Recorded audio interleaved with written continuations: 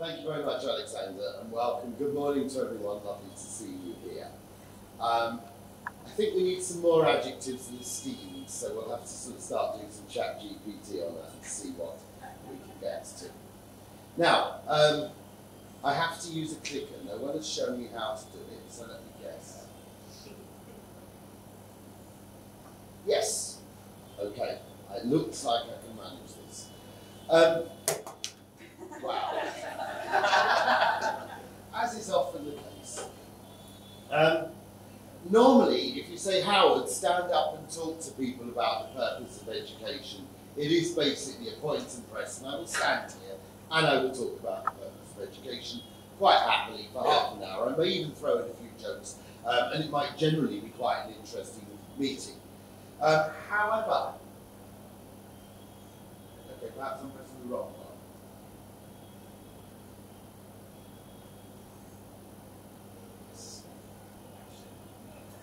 As I thought about this, as I thought about the reality that has, over the past 9 months, overwhelmed really education and overwhelmed the world, I found myself lacking not so much inspiration, but any real confidence that I knew what I was talking about or where this conversation needed to go.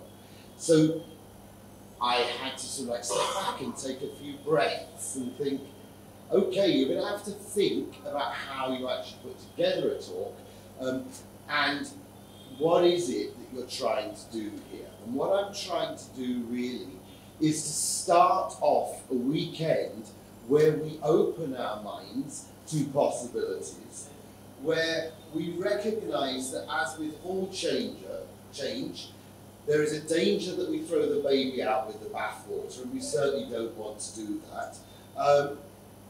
And then how are we going to start to bring together ideas about what is good that we need to keep and what is new and exciting that we need to look to? We all know that change makes people nervous. That is hardwired within our nervous systems for that to happen. So therefore, as we look at a very changing world, and as we look at a very changing paradigm for education, we need to hold each other's hands and walk together through this, because it is interesting, it's exciting, it's different, it will make us all anxious. And it's lovely that we are here together as a learning community, students, parents, teachers, friends, to come and talk about these things together. Always a good idea when you're setting off on a new journey to think a little bit about where you came from, and as I said, what are your roots, where is your grounding? So this is a sort of like, my grounding is in a comprehensive concept of education. That is the school I was schooled in, that was where I trained, that was where I spent the first 13 years of my life in the UK teaching. And that is a system and a philosophy that believes that all young people deserve a good education. I will be frank with you, when I went to school back in the 1970s and early 80s, it would be extremely hard to argue that there was much commitment to that vision. But certainly as a teacher in the UK from 1997 to 2010, there was a great deal of commitment to the belief that every child in front of you deserved the very, very best that you could give them. And a huge amount of work at government level, at local government level, at advisory level, at senior management level, at individual level, to ensure that we were all delivering the best that we could for every child, and that every child mattered. And I think I don't need to spell it out, but that is not the common philosophy in this country. And many schools that within the context of Mumbai are seen as outstanding and fantastic and actually brag about being the best school, international school in Asia, would probably get a fail from the British government because of their inability to look after even those children that they've already accepted in. So this is a perspective that I come from, that most of my colleagues in the school come from, that is very, very different from an ecosystem in which we're all living, but one which I know is shared by many of our parents and many of our new parents who come in. As you know, I will have interviewed anybody who's joined the school in the past 5 years. And so we know that we have a common purpose here. I'm going to talk about failure first, because I then want to talk about success afterwards. For many young people, this is what school feels like. There is no sense for them that they are getting a purposeful experience. One of the biggest failings is this concept of perfectionism, that everybody has to get everything right all the time. And what is probably one of the more moving moments in my entire educational career was last night when Paula Kota said to us that in this school she had learned the value of failure. Perfectionism is a sin. When people go, oh, I'm a perfectionist, that is not a good thing to admit to. So, when I was a boy, about 80% of people in the OECD failed to move beyond school to university. That has now shifted significantly. 60% of people in the OECD failed to move beyond school to university. 8.55% of all students doing the IB diploma get 40 points or more. There are schools in this city that claim that that's the only value you have as a human being, if you can manage more than 40 points. That is the implicit message they're sending out when they boast about their very, very high grades. 0.4% of students in the United States attend Ivy League colleges. When we start talking about aspirational universities, we cut out the validity of further education of, can I do my maths? 99.6% of people studying in university. Do we really believe that those people are getting no value from it? Any one of you can, and many of you probably have, Googled what are employers looking for when they want people to move into the next stage into the workplace. What are they interested? What skills do they want to be brought? And, you know, it takes 2 minutes to find these things out on Google. Everybody is interested in problem solving, critical thinking, writing proficiency, and soft skills, which should not be called soft skills. They are real skills: empathy, teamwork, leadership, communication. So these are things which anybody running any form of organization, commercial, non-commercial, that is desirous of providing a quality professional product wants from their employees. They're not asking for an ability to pass exams. They're not necessarily requiring any specific knowledge set. And I think that increasingly we understand that the knowledge set is something which we can all get at the press of a button. I'm going to quote a couple of very, very well known, and many of you will already have seen their TED Talks and things. But Ken Robinson is a famous talker about education. As I say, I'm sure quite a lot of you are familiar with him. He talks about schools killing creativity. Very interesting concept, and one which I'm not going to delve into here, but which will be coming out of a lot of the talks over this weekend. But what he also says, which I thought was even more funny, and I really liked this one, is that if you were an alien coming to visit this planet, you would believe that the whole purpose of the public education system across the world was to produce university professors. I'm leaving with that thought, because I like that one. One of our favourites in this school is a video about positive thinking, which is you just have to Google Amy the Unicorn. Has you seen Amy the Unicorn?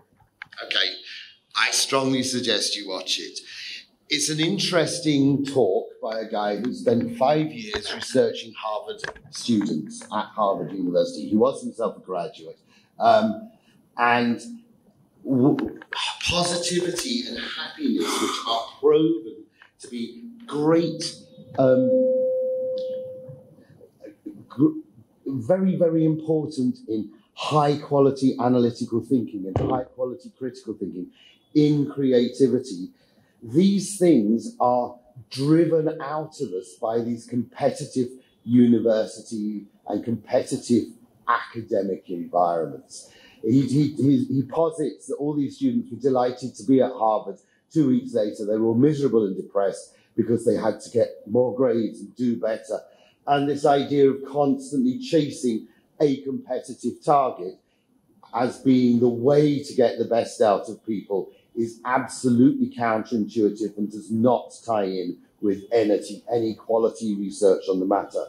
So when at DSB we have as a quality in our DSB child of happiness, it's not there because we're all fluffy, it's there because that actually will provide you with quality outcomes. So there's me banging on about the failures of education, and failure is something we all talk far too much about. I do want to celebrate the success. Howard's learned to use a clicker, that's a success for today.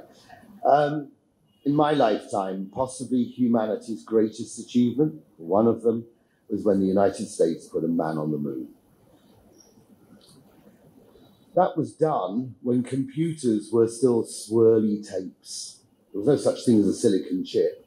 A computer to do what our phones can do would have filled this room and would have had to be kept like some extremely rare orchid in a very, very carefully controlled atmosphere. And yet they managed that. That is a spectacular example of human endeavour, which really, I think 500 years from now, if people are learning about the history of the world, the United States, oh yeah, that was where they put a man on the moon. That will be the thing they remember.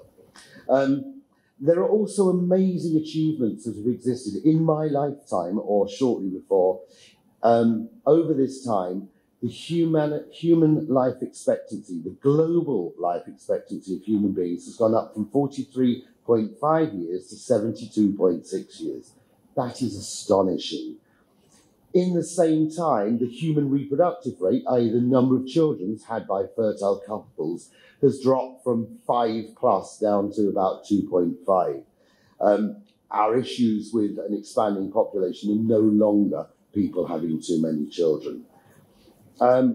Within the past 20-odd years, the amount of primary food crops produced in this world has increased from 6.1 billion tonnes to 9.4 billion tonnes.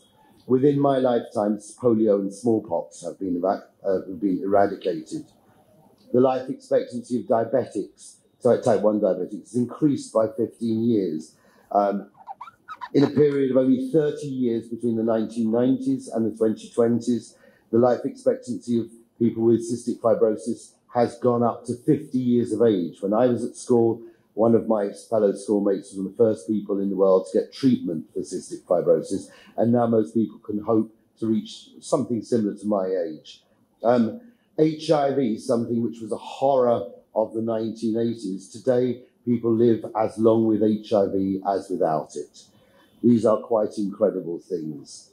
In terms of the value of education, figures in India indicate that people who are literate, men live 5.5 years longer, women live 3.5 years longer.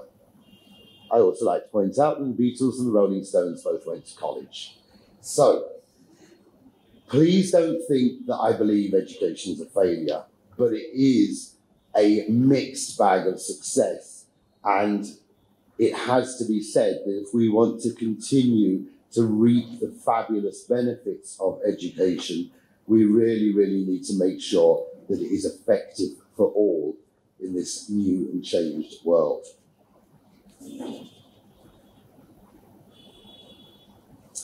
Possibly one of the oldest sci-fi films ever. Okay, so when we're talking about the future, we're actually not. We're talking about now. In the past 9 or 10 months, basically, the world has changed completely. Artificial intelligence, there's no going back from, and it really has massively changed the world of work and the world of education.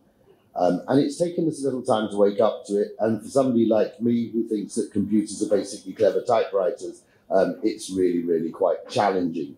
So I'm certainly not the person to talk to you about what AI is or what AI can do or anything else, but be sure that within the next few years, AI can already produce reports. There are already loads of people losing their jobs. Today, being a data analyst or being able to write reports about stuff is about as outdated as being able to make horseshoes. AI can already generate pictures. It can do all sorts of clever things. It can write poems. And it won't be long when combined with robots that will be able to tailor our suits and provide us with our dinners and everything else. So this is why, at that point in time, I really started to feel like I was looking into the abyss, because I thought, what have I got to offer now? What can I tell you that will inspire you, or which will kick off the conversations for this weekend?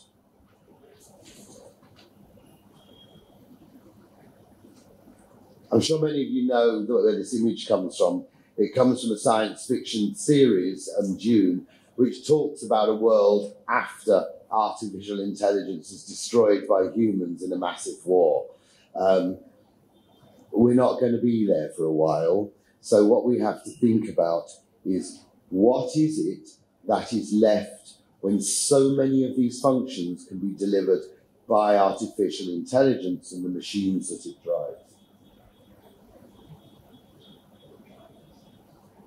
The DNA molecule is and remains the symbol of human uniqueness. It is a symbol of the uniqueness of life. It is the only molecule that is self-replicating and therefore is the very fundamental of what life is about. And it is individual, it is unique. There are no two DNA molecules that are exactly the same. And therefore, our job, I think, over the next few days is to think about uniqueness, what it is to be human, and how do schools lead us in guiding our young human beings to find and maximize their human potential and to value their human uniqueness and specialness. What is it that humans can do which are going to be very, very difficult to replace with technology? Imagining, dreaming, learning in a real sense of creating new knowledge, being happy. I'm not quite sure AI can be happy. What do we in schools need to do to move this conversation forward? What is happening to us is uncertainty. What is happening to us is change. As I said, we are hardwired to kick against change. We find it anxiety causing. That is natural. And therefore, as teachers, as leaders of young people, as parents as well, what we need to do is we need to look at working on the skills that young people need to manage uncertainty. Conversations around prioritization. This requires critical thinking. It requires flexibility of thought. It requires growth mindset.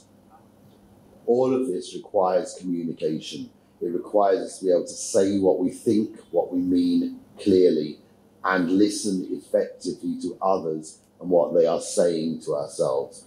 We all know that these are skills that we have to work on. We all know that communication can always be better. It requires us to be able to manage ambiguity.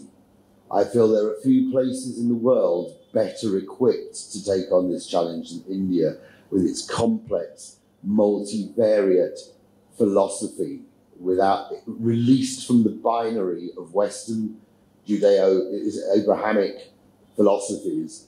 India's capacity to deal with ambiguity and complexity is something quite phenomenal. Let us dig back into our deep understanding in this history in this country and our mythology and our ideas, and realize that we can do this, because that will be a leading point for this country. And agility and well-being. Caring for each other is going to be fundamental. Caring for ourselves is going to be fundamental. happy with mistakes and failure, celebrating that you tried, that you got it wrong, and that doesn't matter. What matters is what you learned. Coming back to the fact that in this school, this is something that we are working very hard with our children.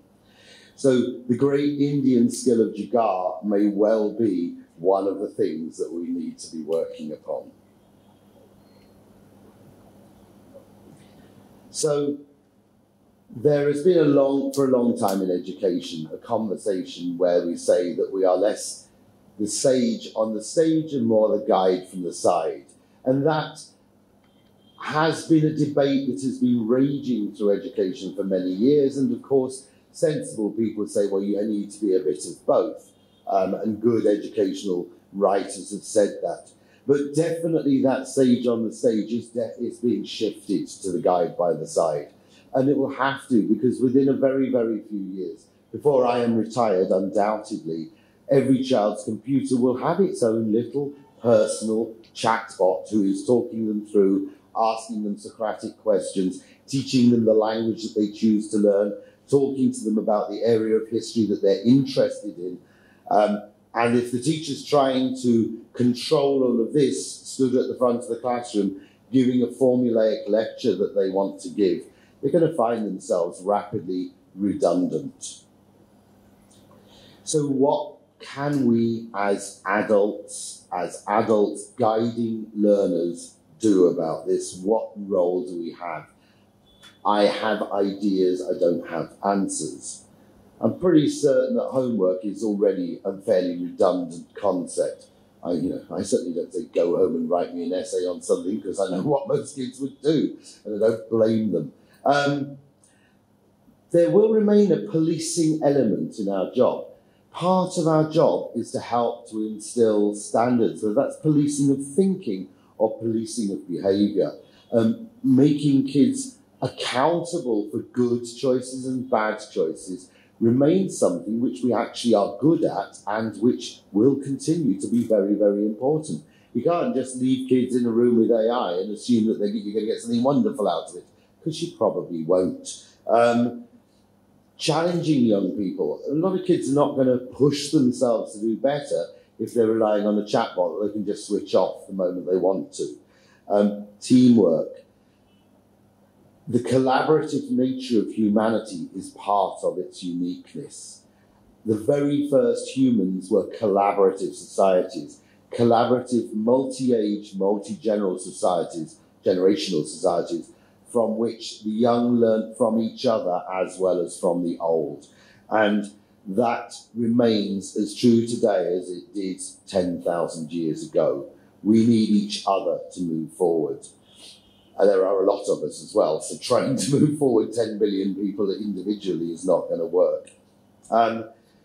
Inspiration. As teachers, we will have to inspire our young people to want to do, to open their eyes up, because what is crucial in an AI world is not what it tells you, but what you ask it. And one of our jobs is to help the children ask more different questions so that they find more and different answers. One of our other jobs is to keep people entertained. I think amusing and empathetic are probably very, very important skills and roles of future teachers. Caring, as I said, well-being is a fundamental requirement of human beings, and more, I think that is something which teachers will be required to do. So being amusing and empathetic is definitely the job of a teacher. And we've talked about, I'm sure many of you are aware that we use the term metacognition a lot in the school. You're going to find out a lot more about it, so I'm not going to steal anybody's thunder. But it is the human skill, or the bracket or umbrella of human skills, that ties the way we address this new AI world into how we understand our learning. So I see the future of school as being about individuals. I hasten to add, those are individuals working in teams, in cooperatives, in collaboration. but that each individual has their own skills, their own areas of excellence, but equally important, we understand that each individual should also work on those areas that they struggle with, that they're not so good at. But people will do that if they are getting wins, if they are achieving, if they are happy, if they're positive, if they have a strong sense of self-image. And so what one child chooses and desires to learn and excel at is of course different to that of another young person. And as a school, we need to really facilitate that. And in so doing, we build up confident, able young people who can deal with challenge, who can deal with fear, who will go the extra mile to try and overcome something. And with that, as I say, you can also overcome and get better at things that you're not very good at. Sorry. As I say, for example, many of us do not like public speaking, and many of us aren't very good at it, but yet it is very important that we push ourselves forward and try to do so, because this is a great way of communicating ideas. So I think the idea that giving young people choice so that they can do things that are of value to them raises their self-esteem, increases their happiness, ultimately develops their resilience and determination, which are going to be very important things. And I recognize it in myself. At times I'm quite brittle. There are times I'm faced with challenges that I don't really feel I can cope with. And that's possibly because I didn't come from the sort of education system that we're all talking about now. So how do we make it work? We make it work by asking courageous questions. We make it work by focusing on what is fundamental in schools, which is learning. We've got to get those little brains working. We've got to get them building knowledge frameworks which help them to understand the world and its complexities, to identify problems, find solutions, build from their dreams. And our job is also to put in those little signposts along the way to say, look kids, this is what's important, this is how you get there, try this, have a look at this, think about this. You can't do that unless you're empathic, unless you're thoughtful, unless you're a good communicator, and as I say, a good listener. So these are my ideas. I know that you'll be hearing from a lot of people and sharing your own ideas with a lot of people over this weekend, and I'm very excited to listen to the conversations. So as I said, once again, it is so important that you're here. Thank you very much to all of you.